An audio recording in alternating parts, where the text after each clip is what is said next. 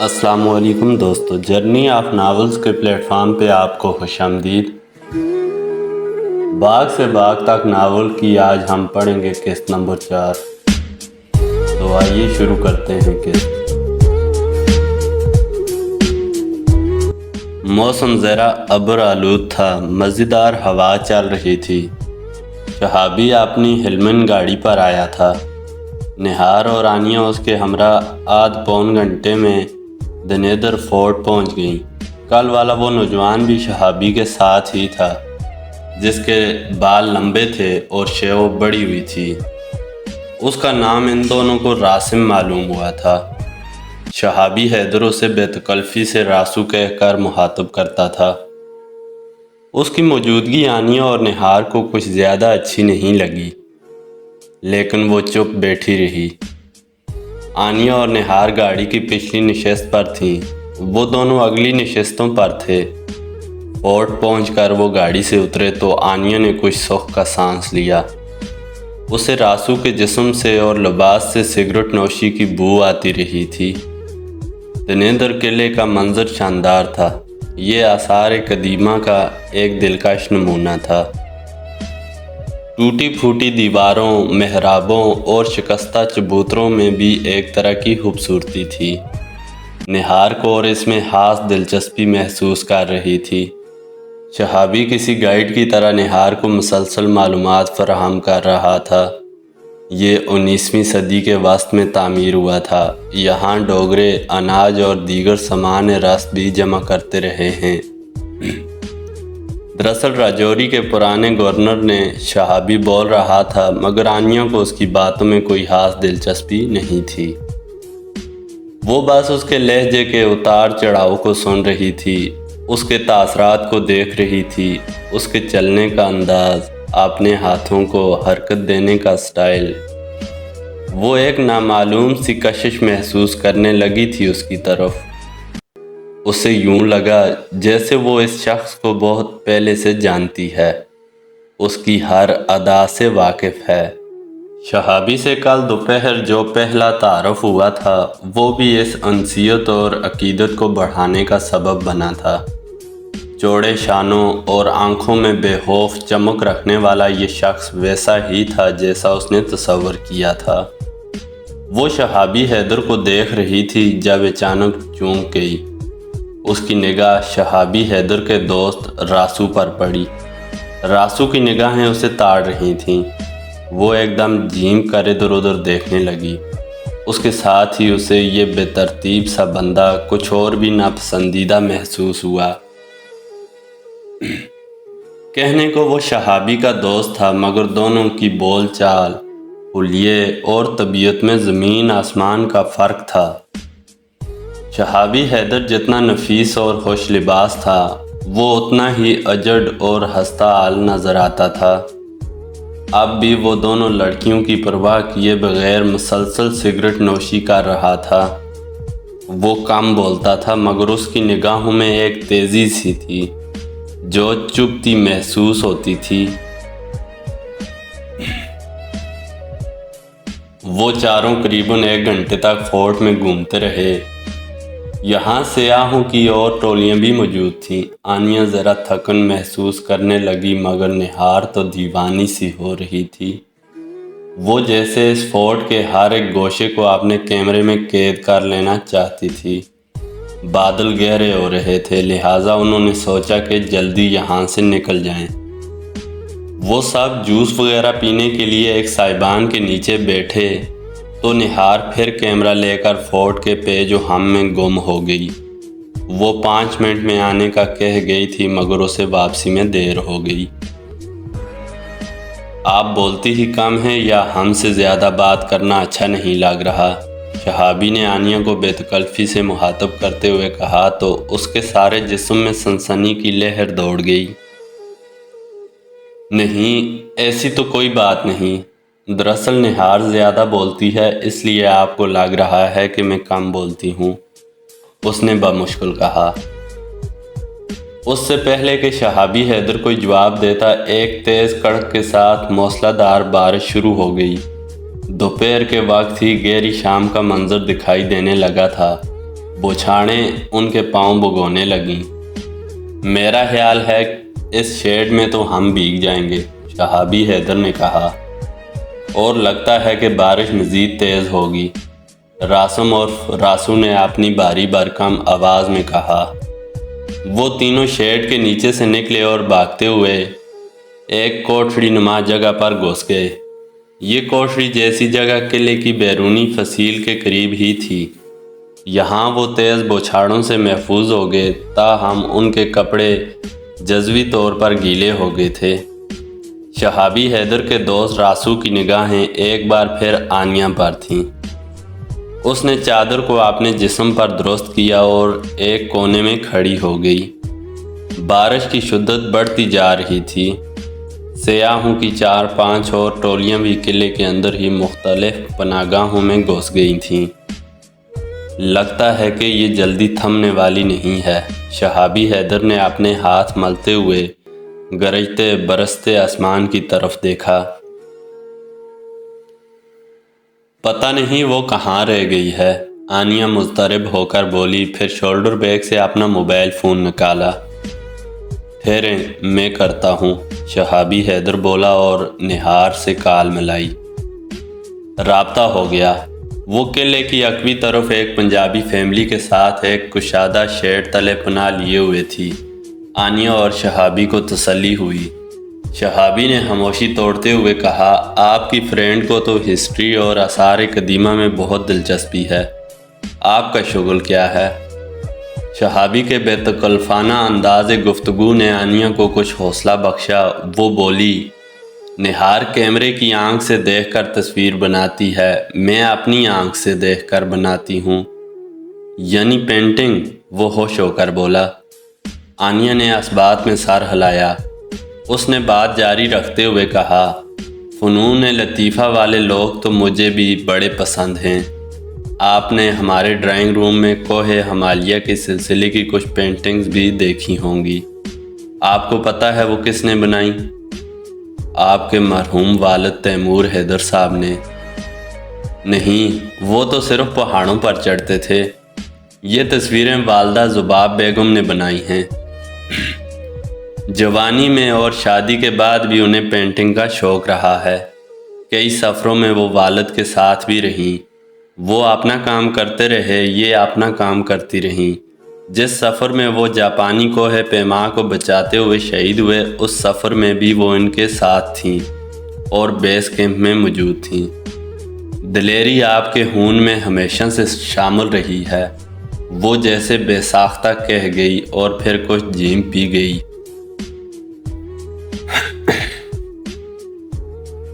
ये तो आपकी ज़रा नवाजी है। वैसे वो पहले लोगों जैसा जज्बा और हक़ के लिए मर मिटने का अज़म हमारे नसीब में कहाँ। यहाँ तो कदम कदम पर मसलहत और मफाहमत के कड़वे घोंट पीने पड़ते हैं। फिर वो एकदम मौजू बदल कर बोला, वैसे अगर आप वाकई अच्छी पेंटर हैं तो फिर आपके लिए मेरा एक बड़ा कीमती मशवरा है। वो कुछ कहते कहते चुप हो गया। फिर चंद कदम दूर खड़े रासू की तरफ देखकर बोला, लेकिन मैं ये मशवरा रासू के सामने आपको नहीं दूंगा, वरना ये पता नहीं कितनों को बताकर उसकी सारी अहमियत और सारा मज़ा ख़त्म कर देगा। तुम्हारी बेएतबारी कभी ख़त्म नहीं होगी। बेहतर है कि मुझे साथ ही न लाया करो, रासू ने भारी लहजे में कहा और बेतकल्फ़ी से शहाबी को मौका दिखाया। इस दौरान में पता नहीं कहाँ से एक छतरी तेज़ हवा में उड़ती हुई उन तक पहुँच गई। शहाबी हैदर ने जल्दी से उसे लपक लिया। छतरी के पीछे कोई नहीं आया। शहाबी हैदर ने कहा, इसे कहते हैं नियामत गैर मतरूका। काफ़ी कुशादा छतरी थी। 2-4 मिनट बाद बारिश का ज़ोर थोड़ा सा कम हो गया। हवा की रफ्तार भी मानंद पड़ गई, मगर काले स्याह बादल आसमान पर जमे खड़े थे। शहाबी हैदर के दोस्त रासू ने कहा, छतरी तो आ गई है, अगर कहें तो इनकी फ्रेंड को ले आऊं? हाँ, ये बेहतर रहेगा, वहाँ परेशान हो रही होगी, शहाबी ने कहा। वो मज़ीद कुछ कहे बगैर छतरी लेकर तेज़ी से बाहर निकल गया। اب اس نیم تاریک کوٹری میں آنیا اور شہابی تنہا تھے۔ آنیا کا دل شدت سے دھڑکنے لگا۔ وہ کوئی کمزور لڑکی نہیں تھی، نہ ہی اس کے کردار پر کسی بھی طرح انگلی اٹھائی جا سکتی تھی۔ وہ صنف مخالف سے بہت لیے دیے رہتی تھی، مگر پتہ نہیں کیوں یہاں اس کا سارا دم ہم ایک دم ناپید ہو گیا تھا۔ خاموشی بوجھل ہونے لگی تو وہ بولی، شہابی، آپ کے یہ دوست آپ سے کچھ مختلف نظر آتے ہیں۔ وہ مسکرایا، یہ صرف دوست ہی نہیں، ایک طرح سے گھر کا فرد بھی ہے۔ ہم دونوں اکٹھے کھیل کود کر جوان ہوئے ہیں۔ گھر میں آیا حالہ کو دیکھا تھا نا آپ نے؟ روسو ان کا ہی بیٹا ہے، ذرا بے پرواہ سا ہے لیکن دل کا برا نہیں ہے۔ آیا حالہ بھی جوانی میں ہی ہمارے پاس آ گئی تھیں۔ وہ زباب منزل کی سب سے پرانی خادمہ ہیں، بلکہ وہ فیملی کا حصہ ہی ہیں۔ انہوں نے ہمیں گود میں کھلایا ہے، راسو ان کی واحد اولاد ہے۔ یہ کرتے کیا ہیں؟ میرا مطلب ہے راسو صاحب۔ محترمہ، یہ کسی شاعر نے کہا ہے نا کہ جو کچھ نہیں کرتے وہ کمال کرتے ہیں، لیکن خیر راسو بالکل بھی بیکار نہیں ہے۔ یہ ایک اچھے معیار کا اسنوکر کلب چلاتا ہے، اپنی گزر بسر کر لیتا ہے۔ اور آپ اس الیکٹرانک میڈیا کی طرف کیسے آگے؟ آنیا نے ایک لمحے کے لیے اس سے نظریں ملا کر پوچھا۔ کیوں نہیں آنا چاہیے تھا؟ اس نے الٹا سوال کیا۔ میرا مطلب ہے آپ کے دادا اسد اللہ فوج میں تھے، آپ کے والد تیمور حیدر نے کوہ پیمائی جیسی سخت کوش فیلڈ اختیار کی، تو آپ کا کیا مطلب ہے یہ صحافت کوہ پیمائی سے کچھ کم ہے؟ نہیں محترمہ، یہ زیادہ مشکل ہے، اور سچائی کا ساتھ دینے والوں کے لیے تو اور زیادہ مشکل۔ شہابی حیدر کے فکرے نے آنیا کو متاثر کیا۔ وہ ستائشی نظروں سے اس کی طرف دیکھنے لگی۔ وہ بولا، اور آپ فرمائیں، آپ دیکھنے میں تو سچائی کو بڑی سنجیدگی سے لینے والی کوئی سائنس اسٹوڈنٹ لگتی ہیں۔ آپ مصوری کی طرف کیسے آ گئیں؟ آپ کو بتایا ہے نا کہ کمپیوٹر سائنس تو میں پڑھ رہی ہوں، مصوری بس شوق تھا جو دھیرے دھیرے بڑھتا گیا ہے۔ اچھا، آپ لینڈ اسکیپ بناتی ہیں یا پورٹریٹ وغیرہ؟ لینڈ اسکیپ، لیکن کبھی کوئی خاص موقع ہو تو پورٹریٹ اور کیلی گرافی وغیرہ بھی کر لیتی ہوں۔ یہ تو پھر بڑی اچھی بات ہے۔ میں ابھی کچھ دیر پہلے آپ سے اسی سلسلے میں بات کرنے لگا تھا۔ یہاں راجوری میں لینڈ اسکیپ پینٹنگ کا ایک بڑا مقابلہ ہونے والا ہے۔ کافی بڑی انعامی رقم ہے، حصہ لینے والوں کو خاصی پروجیکشن بھی ملے گی۔ ابھی باقاعدہ اناؤنسمنٹ نہیں ہوئی ہے، لیکن میڈیا سے تعلق رکھنے کے سبب میرے پاس اس حوالے سے ایڈوانس انفارمیشن موجود ہے۔ آپ چاہیں تو اس مقابلے میں حصہ لے سکتی ہیں۔ آپ کے پاس اپنے کام کا کوئی نمونہ وغیرہ ہے؟ میرا مطلب ہے آپ کے موبائل فون میں۔ شہابی حیدر کا اندازہ درست تھا۔ آنیا کے اسمارٹ فون میں اپنی پینٹنگ کے کچھ عکس موجود تھے۔ شہابی حیدر کے کہنے پر آنیا نے اسے وہ فوٹوگراف دکھائے۔ اس نے غور سے دیکھے اور متاثر ہوا۔ دبے دبے جوش سے بولا، میرا تو مشورہ ہے میس آنیا، آپ اس کمپٹیشن میں ضرور حصہ لیں۔ موضوع آثار قدیمہ ہے، میں اس کے لیے آپ کو بڑی اچھی لوکیشن سجیسٹ کر سکتا ہوں۔ وہ سوالیہ نظروں سے اس کی طرف دیکھنے لگی۔ اس نے ڈرامائی انداز میں سامنے دیکھا۔ موسلا دار بارش کی اوٹ سے دنیدر فورٹ کے خوبصورت نشیب و فراز اور پیچ و خم نظر آ رہے تھے۔ وہ بولا، اگر آپ مقابلے میں حصہ لینا چاہیں تو آپ کے پاس کافی وقت ہے۔ آپ اس فورٹ کے کچھ دلکش حصے کینوس پر اتار سکتی ہیں۔ یکیک ہوا کا رخ بدلا، بارش کی تیز بوچھاڑیں اس کوٹری کے اندر تک آنے لگیں۔ آنیا گھبرا کر بائیں جانب ہٹی تو اونچی ایڑی کے سبب لڑکھڑا گئی۔ شہابی نے اسے بر وقت کندھوں سے تھام لیا۔ اپنے کندھوں پر اس کی مضبوط گرفت محسوس کر کے وہ جیسے سرتاپا لرز گئی۔ اور جلدی سے پیچھے ہٹ گئی۔ سوری، وہ گھبراہٹ میں بس اتنا ہی کہہ سکی۔ وہ محویت سے اس کی طرف دیکھنے لگا۔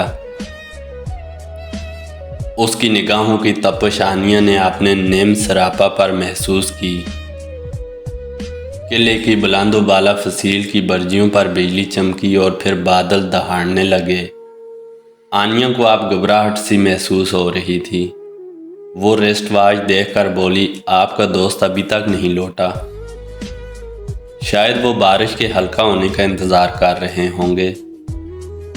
کچھ دیر پہلے ہلکی تو ہو گئی تھی، آنیہ نے پوچھا، لیکن پھر تیز ہو گئی۔ آپ گھبرائیں نہیں، وہ ابھی پہنچ جاتے ہیں، اس نے شائستگی سے کہا۔ آنیہ کے ذہن میں ہا مہا ہی وسوسے سر اٹھا رہے تھے۔ غالباً اس کی وجہ یہی تھی کہ شہابی حیدر کا دوست اس کے ذہن میں کوئی اچھا تاثر قائم نہیں کر سکا تھا۔ اس کو پریشان دیکھ کر ہی شاید شہابی نے اپنا موبائل فون نکال لیا، مگر اسی دوران میں آنیہ کے فون پر نہار کور کی کال آ گئی۔ اس نے بتایا کہ وہ پنجابی فیملی کے ساتھ گپ شپ کر رہی ہے۔ جوں ہی بارش ہلکی ہوتی ہے وہ دونوں پہنچ جاتے ہیں۔ بارش ہلکی ہونے میں 10-15 منٹ مزید لگ گئے۔ اس دوران میں آنیہ اور شہابی حیدر آپس میں باتیں کرتے رہے، ایک دوسرے کی فیملیز کے بارے میں جاننے کی کوشش کرتے رہے۔ آنیہ تو پہلے ہی بہت کچھ جانتی تھی، زیادہ سوالات شہابی کر رہا تھا۔ پتہ نہیں کیوں آنیہ کو لگ رہا تھا کہ وہ غیر محسوس طور پر شہابی حیدر کی طرف کھینچتی چلی جا رہی ہے۔ اسے محسوس ہو رہا تھا جیسے جلیانہ والا کے باغ والا دلیر اور مزاحم اسد اللہ حیدر ایک نئے روپ میں اس کے سامنے ہے۔ کچھ ہی دیر بعد نہار کور اور راسم اور فراسو کی واپسی بھی ہو گئی۔ اب سہپیر شام کی طرف سرکنا شروع ہو گئی تھی۔ انہوں نے سائیں گنجی بادشاہ کی زیارت کا پروگرام کل پر ڈال دیا اور باقی کا وقت یہیں فورٹ میں گزارنے کا فیصلہ کیا۔ پروگرام کے مطابق نہار کے ماما جی کو بھی ڈنر کے وقت زباب منزل پہنچ جانا تھا۔ آنیہ، نہار، شہابی حیدر اور راسو گھوم پھر کر 8 بجے کے لگ بھگ زباب منزل پہنچے تو وہاں ماموں دلبر سنگھ صاحب پہلے سے موجود تھے اور زباب بیگم و آیا حالہ کے ساتھ دعاں دار گفتگو فرما رہے تھے۔ ان کو بھی کورٹ میرج کرنے والے لڑکے لڑکی کی کہانی کا پتہ چل چکا تھا۔ ان کی ساری ہمدردیاں شادی شدہ جوڑے کے ساتھ تھیں۔ انہوں نے چھوٹتے ساتھ ہی شہابی کا کندھا تھپکا اور کہا، پتر جی خوش رہو، حق سچ کا ساتھ دینے سے رب سونا راضی ہوتا ہے۔ لڑکا لڑکی بالغ ہیں، سیانے ہیں، اپنی مرضی سے ایک ہوئے ہیں، تو یہ ٹھیکیدار کون ہوتا ہے ان کو نکھیڑنے والا؟ کارروائی تو ان لوگوں کے خلاف ہونی چاہیے۔ انشاءاللہ سب اچھا ہو جائے گا انکل، شہابی نے بڑے اعتماد سے کہا۔ پتر جی اب کہاں ہیں وہ دونوں؟ دلبر صاحب نے پوچھا۔ شہابی کے بجائے زباب بیگم نے بتایا، ان کی والدہ اور ان دونوں کو ابھی تھوڑی دیر پہلے MPA صاحب کی رہائش پر پہنچا دیا گیا ہے۔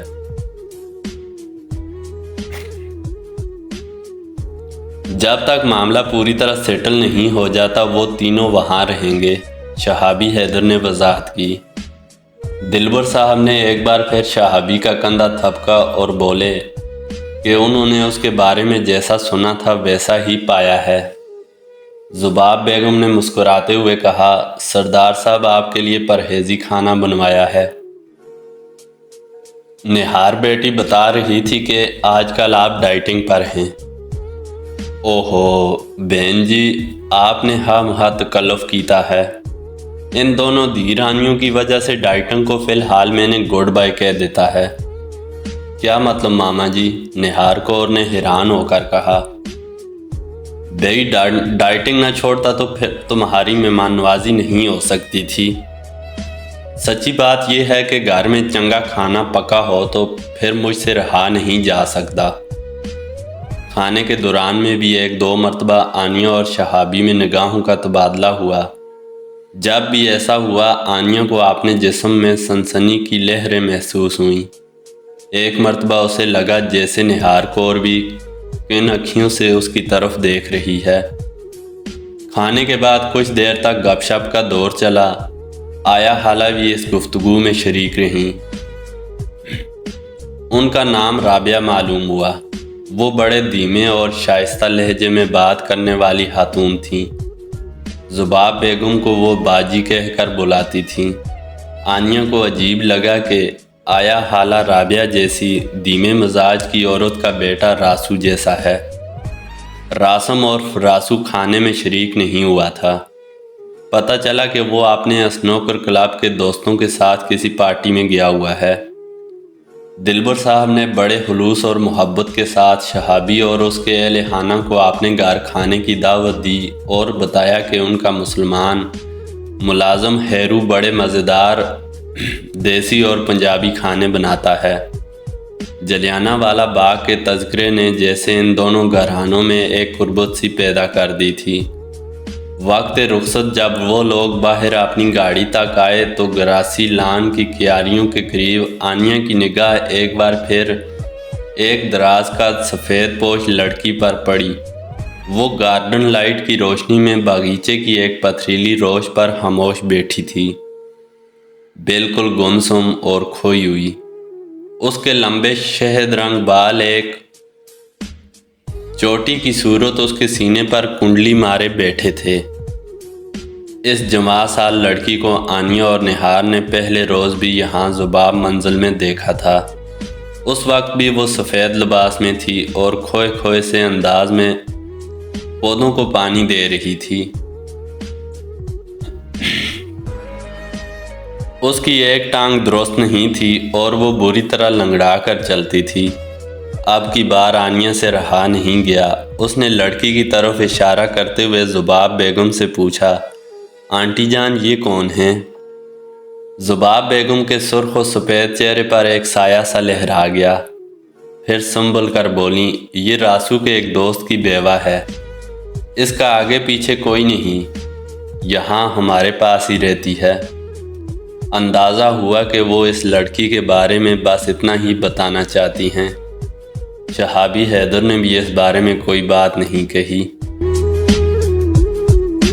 جی تو دوستو، ہماری آج کی قسط یہاں پہ مکمل ہوتی ہے۔